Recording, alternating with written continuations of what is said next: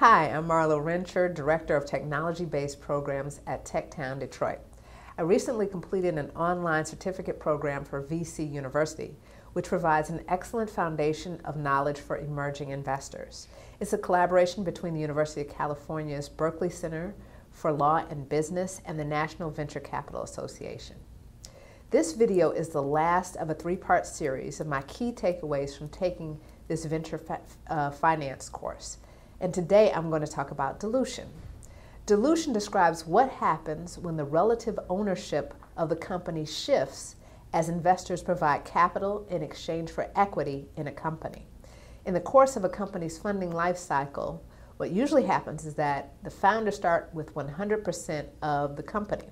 And over time, they exchange pieces of that company for money, and they end up having less and less of the company. And they hope to grow the value of the company so that with each round of funding, the relative value of the company is increased. So the last 10% of the company that they give up should bring in more money than the first 10% of the company that they give up. And that makes sense, right? Over time, the company should have more customers, more contracts, more knowledge, and more know-how. They should be more valuable overall, and therefore it should cost more to invest in them later in the company's life. And of course, it doesn't always happen that way. VC University does a great job of going over the math of how investments work. There's an intensive module where you work through different financing scenarios in an Excel spreadsheet and note how the equity changes for different types of investors. After going through this part of the program, I really felt a lot more confident about knowing the nitty-gritty details of an investment. In my opinion, this part was the most challenging, but it was also the most gratifying to satisfactorily complete. So for entrepreneurs, the important part for you to know is that you really have to examine the terms of a financing offer to know if it puts you in the best position to maximize your return when you exit your company. So as you determine how to best fund your company, you have to make sure that you're closely examining all of your offers.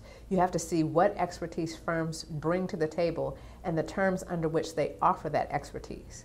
Ideally, you'll have guidance from an objective and experienced advisor because some terms are really very unfriendly for founders.